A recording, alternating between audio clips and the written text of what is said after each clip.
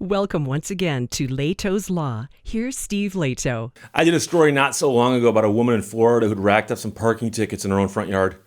And it's one of those stories where you're like, what?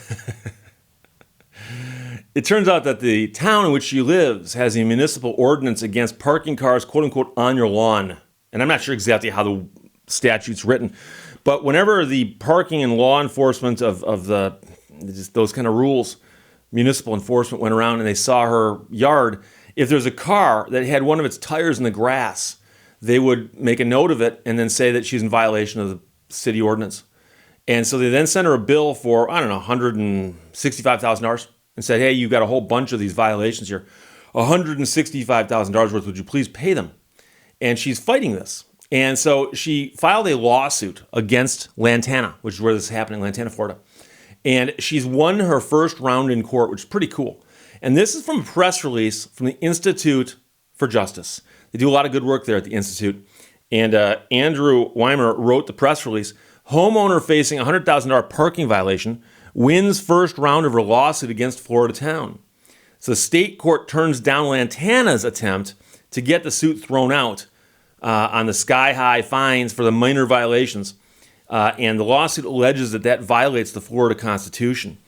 A Florida court rejected the town of Lantana's recent attempt to end the lawsuit filed by the resident there, who contesting her sky-high fines assessed against her for minor infractions on her own property. One parking violation assessed daily for over a year totals more than $100,000. The total amount the town fined her, which includes other infractions, comes to an astounding $165,000. That's more than half of her home's value. In February, Sandy got together with the Institute for Justice to file a lawsuit asking the court to rule that the excessive fines violates the state constitution. Her attorney said six-figure fines for parking on your own property are outrageous, and today's decision will allow Sandy to make the case that these fines are unconstitutional. While Florida's constitution forbids fines that are excessive or shock the conscience, places like Lantana routinely impose crippling fines against residents for minor code violations. It is time that Florida courts make it clear that cities cannot fine people into poverty for trivial violations. The woman said it's surreal that the town still refuses to admit that what it's doing to me is abusive and unfair. Like everyone else in the neighborhood, I work hard for what I've got. I shouldn't have to fight in court to stop the city from fining me into poverty. But with today's decision, I'm glad that I'm one step closer to making sure it doesn't happen to me or anyone else.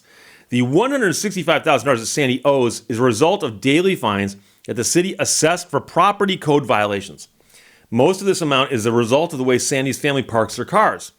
Sandy has two adult children and a sister who all live there. They've all got cars and they all work. So it depends on when the cars are there, when the cars are not there. But when all four cars are home, sometimes one of them has two of its tires on the lawn. A $250 per day violation is assessed apparently by the city of Lantana when that happens. Those fines continue to accrue until the homeowner corrects the problem and then calls the city to inspect the property to confirm it is in compliance. And that apparently is part of the problem. Because I had a lot of people in response to my original video on this topic say, Steve, I got a question for you. Is that building inspector or whoever it is actually coming out every single day and laying eyes on the car? Are they doing it every single day? From the wording of this story, it sounds like once they find you in violation, they assume you're in violation until you call them and have them come out and check to see that you're not. So they could simply say you're in violation. And if you don't respond for a year, or they don't come out for a year, they can just say, oh yeah, it's a year's worth of violations. You never called us to correct that. After receiving the parking violation, she called the town like she was supposed to, but the inspector never came out. So there's your problem. Once she discovered the fines were still accruing over a year later, she called and she passed the inspection. By then, the amount she owed was $101,750, $101,750. This fine is on top of fines for two other similarly trivial violations for cracks in her driveway and a fence that fell over during a storm. The Institute for Justice has challenged abusive fines and fees across the country, notably in Dunedin, Florida, where a homeowner is facing foreclosure after he's fined over $30,000 in fines for his tall grass. The Institute for Justice has successfully protected homeowners in California and Missouri from abusive fines and fees and practices. In 2019, the IJ released a study of cities that relied heavily on fines and fees to balance their budgets, called The Price of Taxation by Citation. And in 2020 released a 50-state survey of state laws governing municipal fines and fees. And we've talked about this before, how police departments often, seemingly, are simply tax collectors. They raise taxes. They collect the money. And they do this by issuing tickets. And we've all heard of that before, where some small town has a big chunk of their budget paid for by traffic infractions. So it looks like there are cities out there and towns out there that raise a huge portion of their operating revenue from fining people like this. And so the question is that one of the motivators behind fining somebody $165,000 when over $100,000 of that is for allegedly parking a car in such a way that two of its tires are in the grass? And that's crazy. Now, I had a lot of people say, but Steve, let me get this straight. If she widened her driveway, would she be okay? And apparently the answer is yes. Unless there's some weird code about how wide your driveway can be. I mean, anything's apparently possible. I don't know. Maybe there's a law that your driveway can only be so wide. I don't know. But the question is, if she widened her driveway, what would be the problem there? And so I mentioned in the original video that many cities, municipalities have got zoning ordinances that are aimed at what we call blight. And there are some things that people put in their yards that are often deemed unsightly. Now, I'm not saying that I agree with this, and this is obviously in the eye of the beholder, right? But let's suppose that we start with the Norman Rockwell picket fence home, white picket fence, green grass, flowers around the edge, and there's just this house, and there's a, welcome to our home mat and a little thing on the door, and it looks so inviting. Maybe a bird feeder out front. I don't know. A golden retriever frolicking in the front yard and butterflies floating by. Okay, that's the starting point. You've got that, okay? Now, remove the picket fence and drag in a rusty old mobile home, okay? Drag a rusty old mobile home onto that front yard and put it there for a second. And if you were to ask the homeowner in the home behind the mobile home, what are you doing with that thing? What's that thing doing in your front yard? And let's suppose that you're friends with them and they say, I've decided I'm going to recycle that. I'm going to scrap that. And there's a lot of good metal and stuff in there. So I'm going to scrap that mobile home one of these days when I get around to it. And they just leave this big, hulking, rusting mobile home thing in their front yard.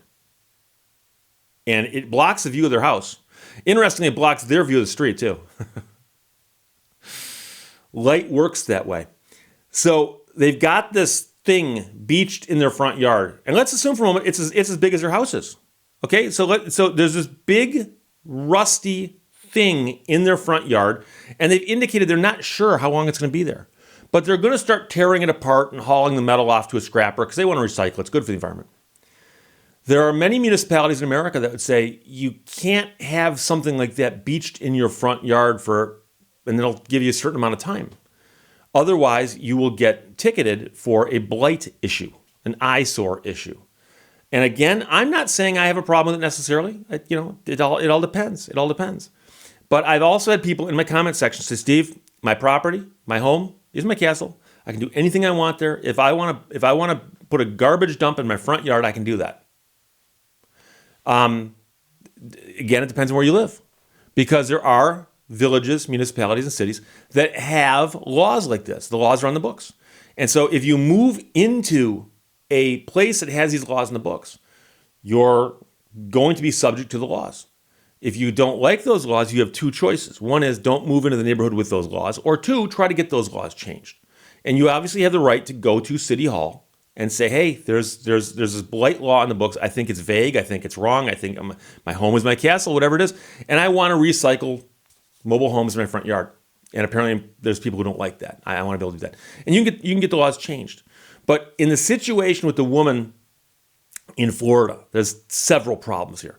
One of which is that the way the situation works, they notify you of a violation. You've got to notify them when you fix it. They come back and double check. Until that happens, they just keep tacking on the violations. I'm not sure how enforceable that is as a matter of due process, because she says she called, they never came back out. And if that's true, then that's their fault. That's not her fault.